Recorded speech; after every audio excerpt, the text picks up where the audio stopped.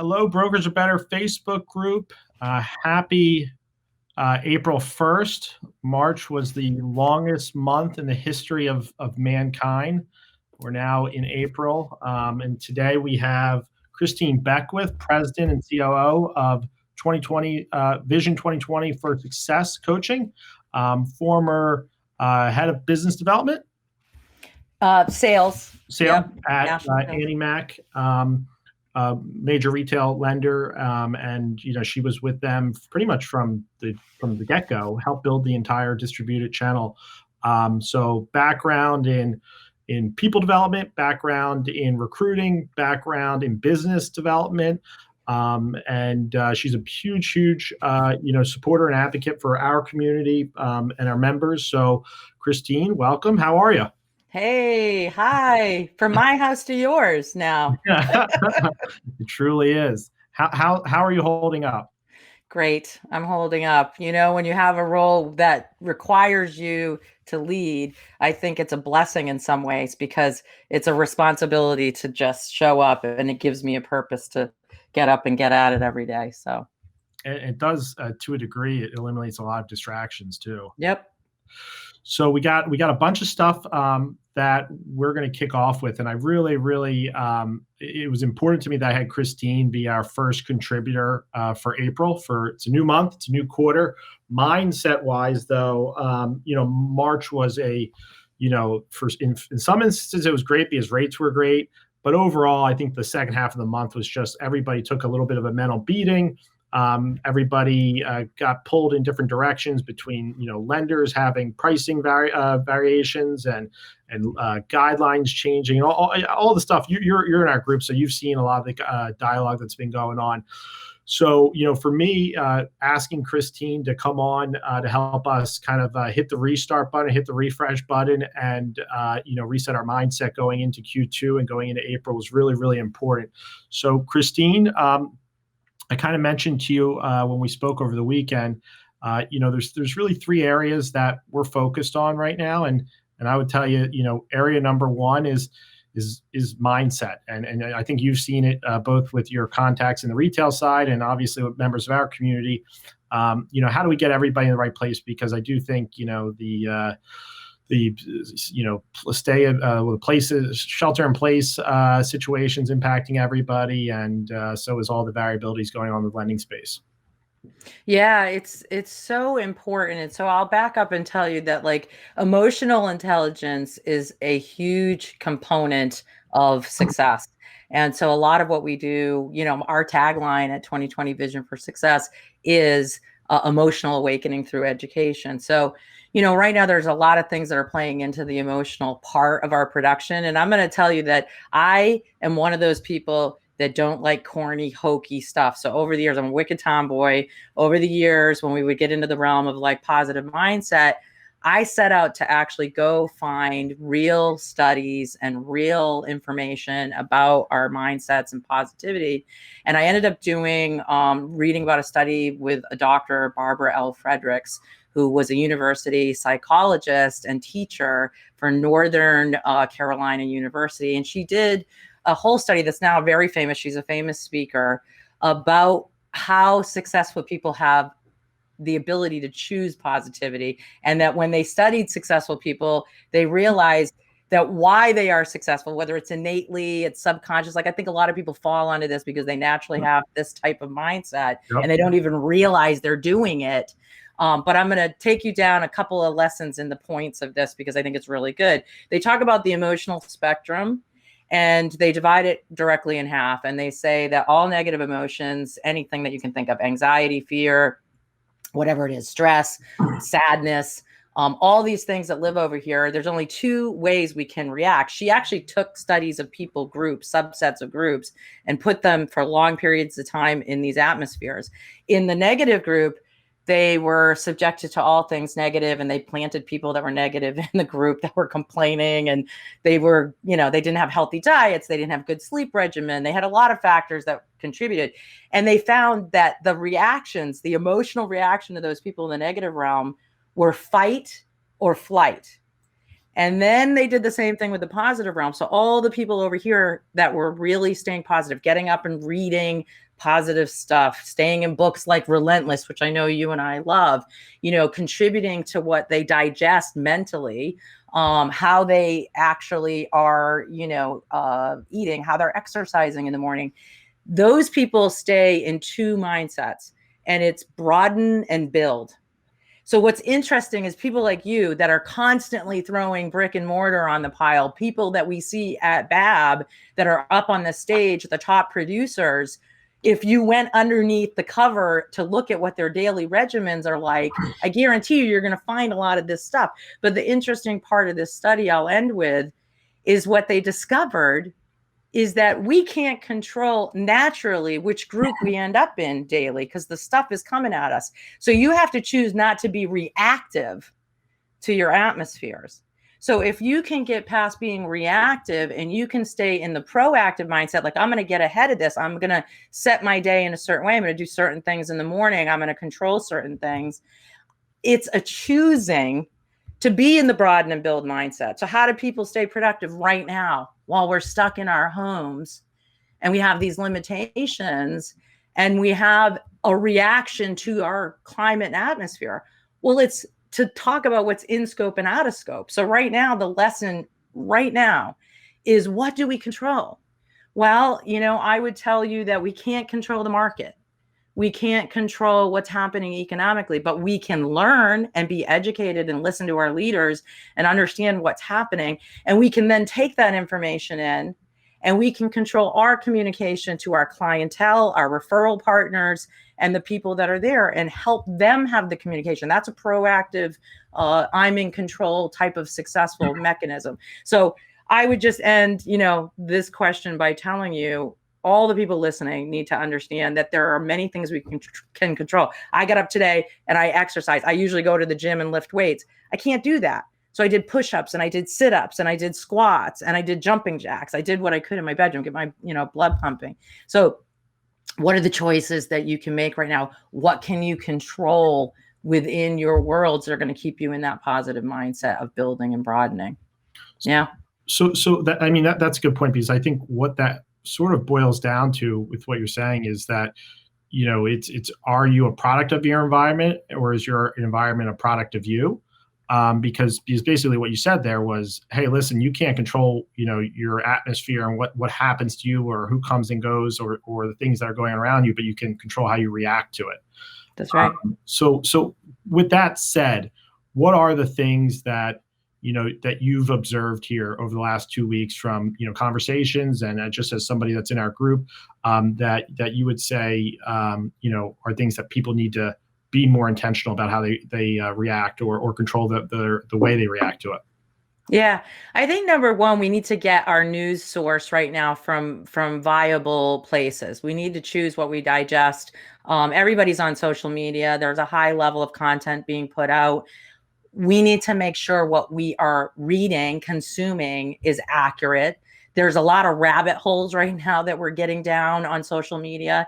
I think we have to first start from a place like, choose what you're putting out there. Is the thing that I'm going to post today going to help us all stay on track and get where we need to go? Is this post I'm making right now helpful to others? Yep. Is it going to lead to, understanding something better? Is it going to lead to educating myself better? I mean, we all know the diversity between brokers and retail, and yet I've used a lot of your videos for my retail guys because it's educational and it covers all of us. It's not just one channel. It's education to all of us. I've been very careful about what I post.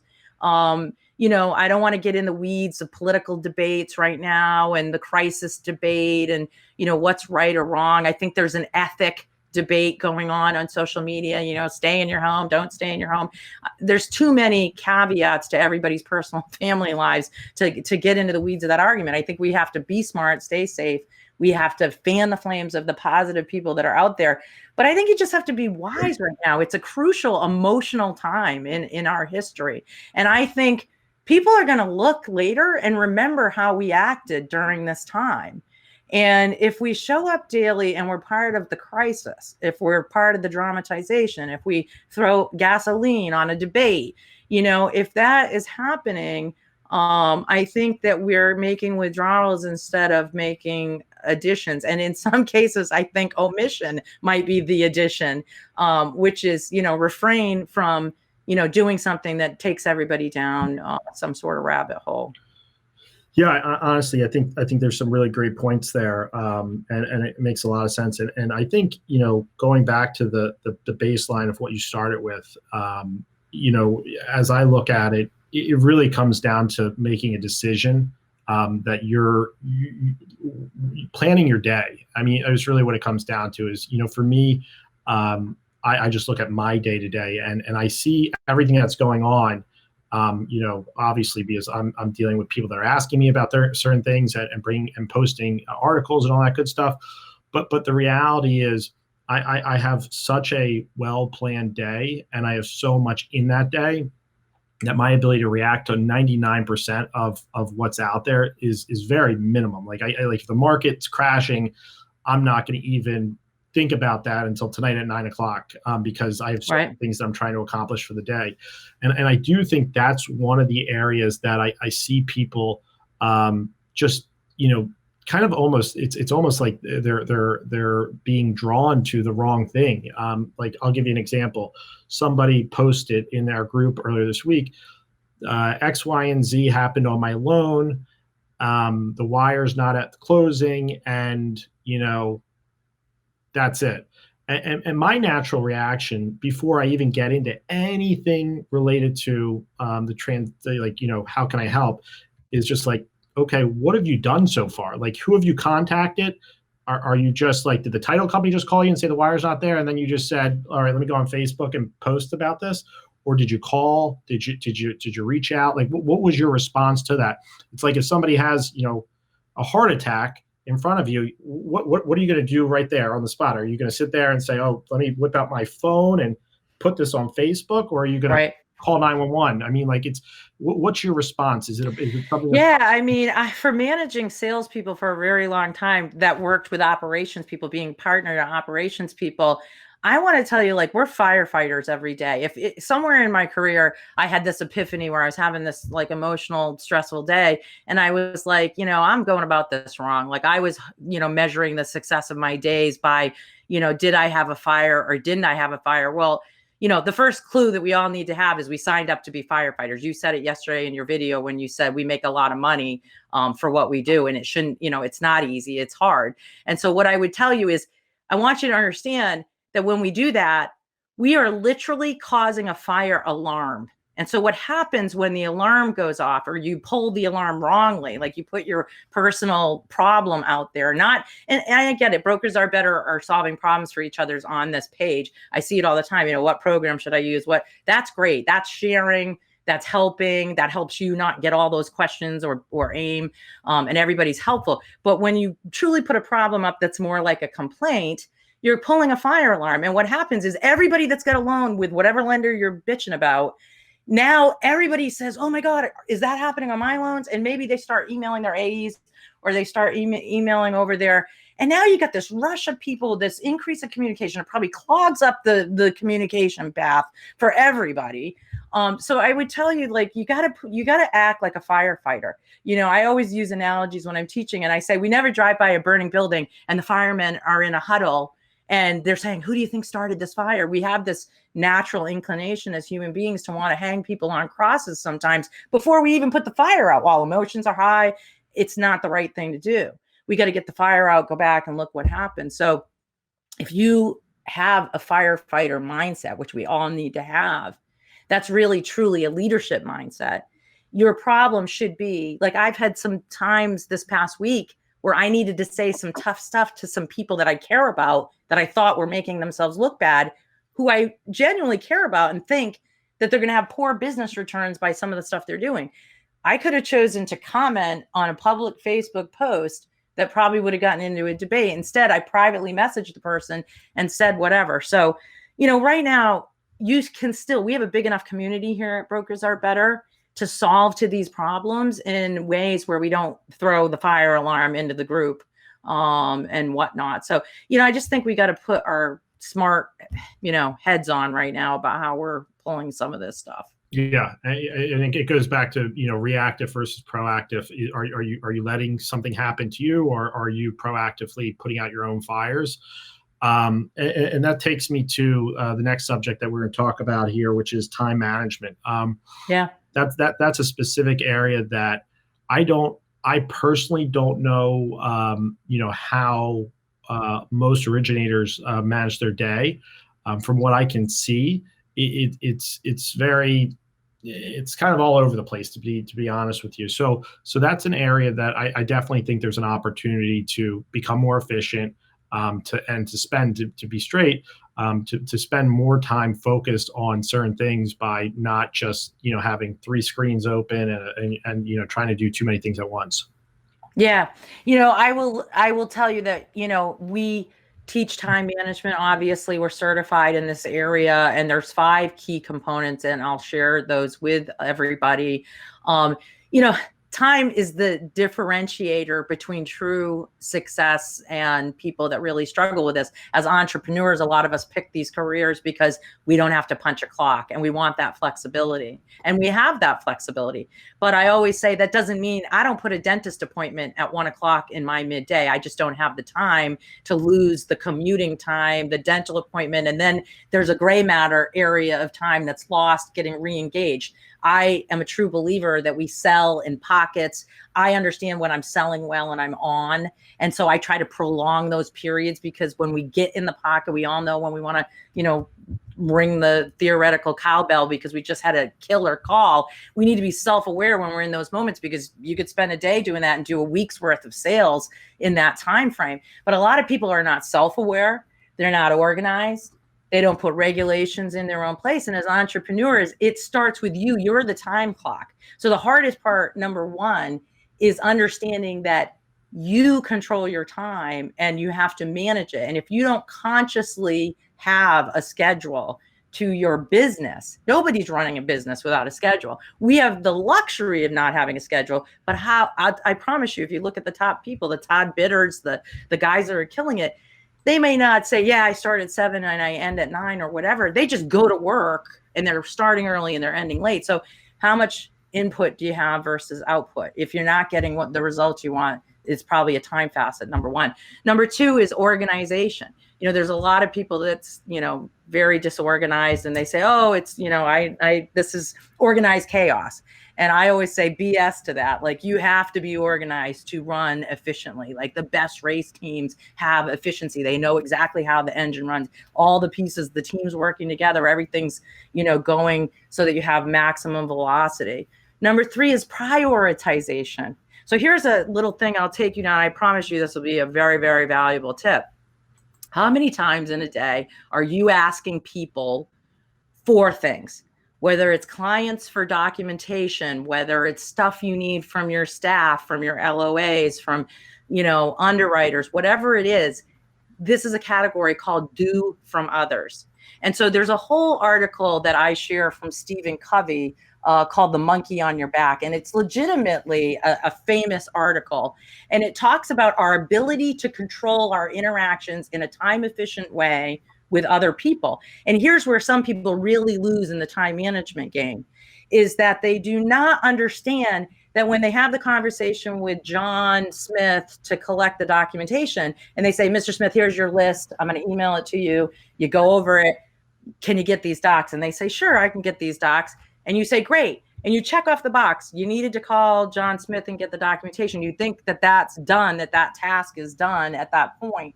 And so what I would tell you is that it's not done at that point.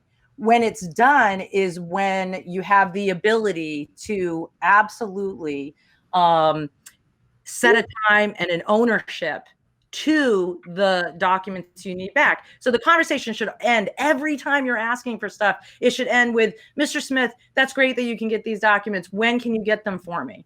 And he says, well, I should be able to go home tonight and I'll have them to you by noon tomorrow. And you say, great. Okay, so around 1 o'clock tomorrow, if I don't see them, I'm going to give you a call. And tomorrow on your day timer, you're writing due from others, John Smith, 1 p.m. Now I'm going to tell you, I have today about 38 do from others things that I looked at when I sat down this morning. I know because I have an electronic calendar and I have a do from others category. Here's what happens when you begin to treat people with time management is everyone on my list knows that I will come to them at a certain time, and I have 2 spots in my calendar. If I don't see what is owed to me today, I'm going to say, hey, this thing's due today. But that doesn't happen. You know why? Everybody that works with me knows that if they say they're going to get it to me for Thursday, it's written on Thursday. So if you can control your due from others in a better way by time stamping the conversation, here's the other thing it does is it lessens butting of heads. If you say to John Smith, great, you can give me the documentation, you hang up, tomorrow you might be like, where's this documentation? He's thinking he had till the weekend. There's a misunderstanding from missing words. You call him and say, hey, where's the documentation? And he says, I am not able to get to it today because I've been working. So, it can cause communication issues too. So just one little thing, put do from others on there. The last thing I'm going to tell you on the points with time management is to extrapolate all of your personal stuff to a different category. If you're going to work efficiently and do time management, your personal stuff should be in a realm. I do all my personal stuff on the weekends. I do it in the evenings, maybe really early. There are days I got to set an alarm for 4:30 in the morning to do gym time because of my commute with my son. That's a personal thing I do for myself. It doesn't fit in the middle of the day where I'm losing the time, losing the commute, and losing the gray area of disconnecting myself from my work and plugging back in.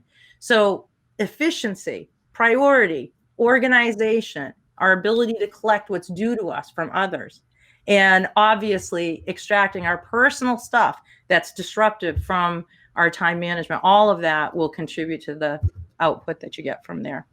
So, and those are really, that's really strong points and guidance for everybody listening. So the last item that we talked about for today is really, first thing was mindset. Second thing was time management. Third thing is goals and priorities, and obviously that's what's going to dictate your time management. So on that side of things, and goals can be such, like, people put them in such a lofty position. So maybe we just focus on priorities. But how do you look at that from the perspective of a loan officer and seeing, kind of where they're spending their time and what is important to them and what should be important to them? Yeah.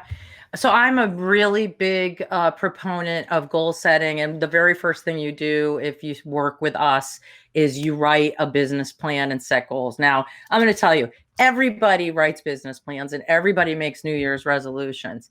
But the percent is the 40% that's killing it with execution and hitting those goals have a few components that are happening along the line. First of all, you have to start from a belief place that you understand what goal setting does. So for instance, when I was an executive sales leader, I had 500 loan officers at one point that I was collecting individual forecasts from, annualized. We would get them for a quarter at a time, and we had accountability partnership checking on a monthly basis. We do the same thing here for 2020 Vision. Everybody coaching with us has planning and accountability. We have a full-time coach for that. They put their numbers in, what they're going to do for volume, what they're going to do for units, what they're going to earn. And there's a check-in point. There's a weigh-in that occurs within the first 5 days of every calendar month. Why do we do that? Is that there is literally 25 to 40% that you're leaving on the table. If you're a broker with loan officers reporting to you right now and you're not collecting a forecast, you're leaving that on the table. Why?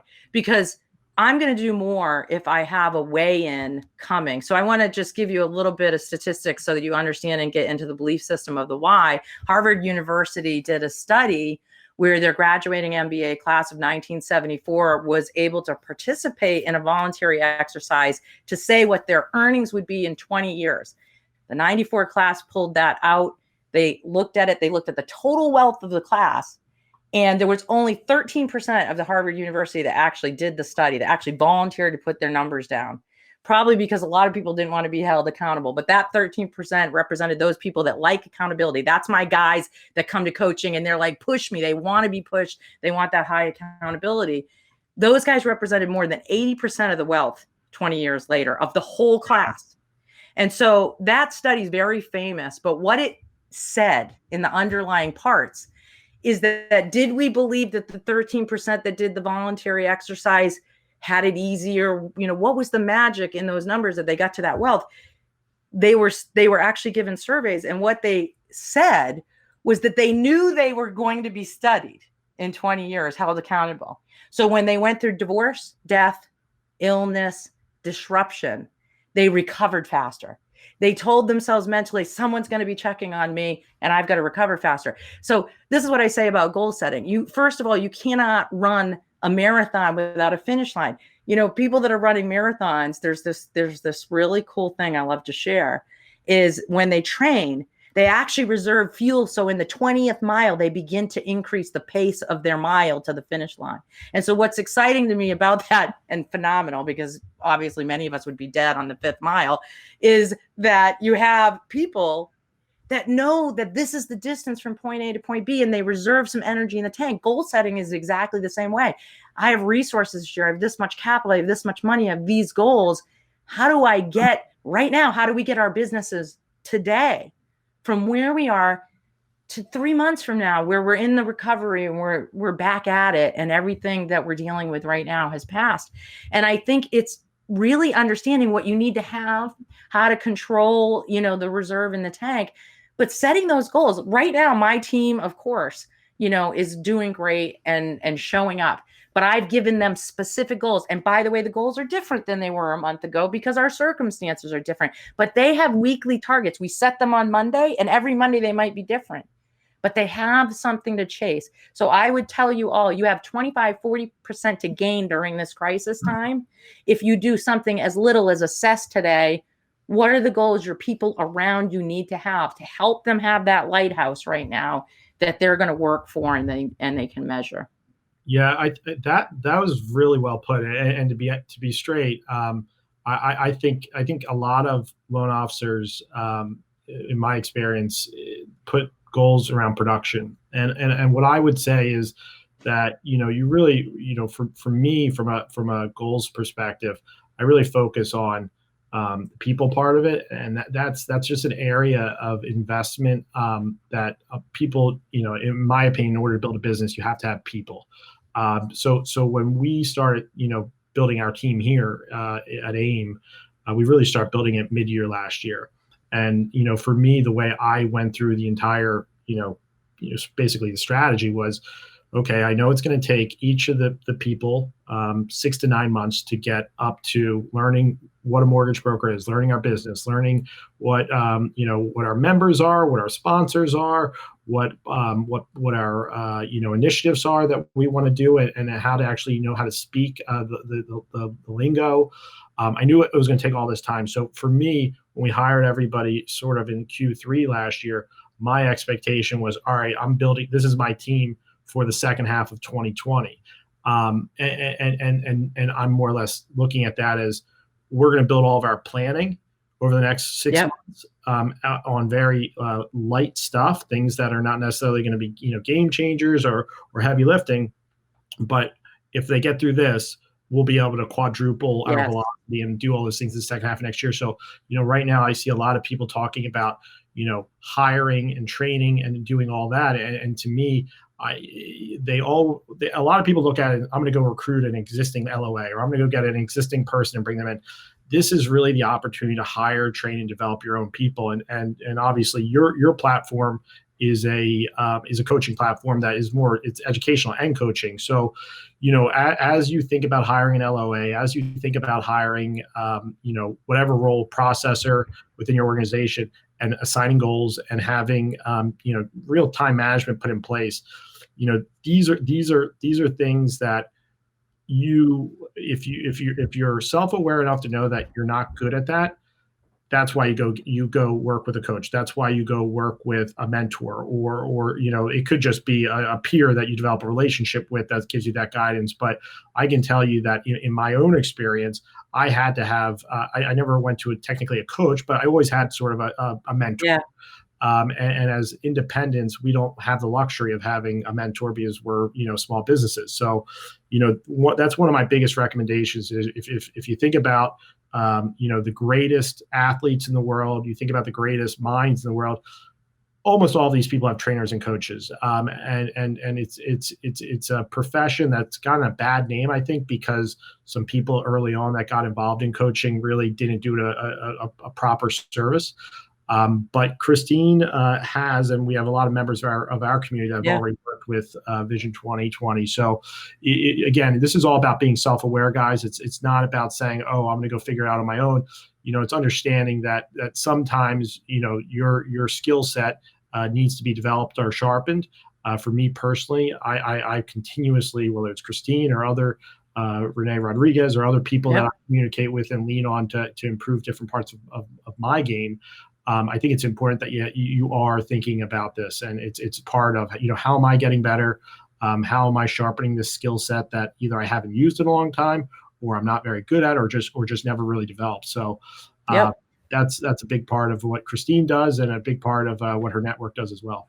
Yeah, thank you. And I have a coach, I would tell you that if you believe in that athletic mentality, I went to college for sports medicine. So I don't know how I ended up in banking. I was working part-time for a credit union, and I was an understudy to an LO and caught the bug. I mean, we all got into it sideways, but you're exactly right. I pray to that athletic mindset, and I know, one, I can't see my blind spots, and two, that weigh-in, that accountability that's coming every 2 weeks for me helps me do what I just said in the Harvard University study. It makes me recover faster when I'm having bad days. It makes me stay on point. It makes me accountable to, send that information.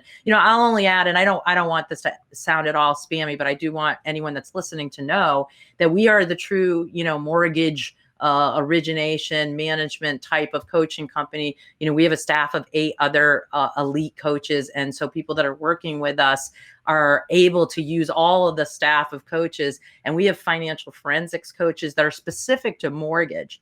And so where that really is cool is, like, let's say, building a P&L is a struggle for you, or staying on the P&L, or you're having issues with your P&L. We can actually do like a coaching that's specific with a financial forensic coach that will not tell you what to do, but help you understand what you should be looking at and how to get to that profitable level. So that's just as an example. We have peak performance coaches in the area of health and wellness, growth sales coaches that are specific to that. And just basically a very large menu. We're built to scale, which is, I know why, Anthony, you picked us, as one of your coaches, is you guys are big. And we wanted to be able to have that. So we've built an entire Brokers Are Better, location. And so it's really cool. It's a great community of people, and we're working with a lot of great brokers already. So thank you. And I think the big thing for today, guys, is we're entering a new month, we're entering a new quarter. And the environment is it's hostile. There's volatility, and you can't change what's happening. You can't change what's going on in the market. You can't change what's going on with rates or underwriting guidelines. But Christine's big message today is you can change how you start the day, how you react to issues, how you manage your day, and how you prioritize what you're working on. And I think those are all really, really important things that we can all, have as takeaways today. And of course, Christine's in our community. Feel free to reach out to her. We'll share a link to the Brokers Are Better Vision 2020 access point. But feel free to reach out to Christine. Again, she's going to be back, and she's going to be a contributor, and she's already been a contributor. So feel free to reach out to her. Christine, thank you. You've been a huge help as always. We appreciate you. If you need anything, please let us know.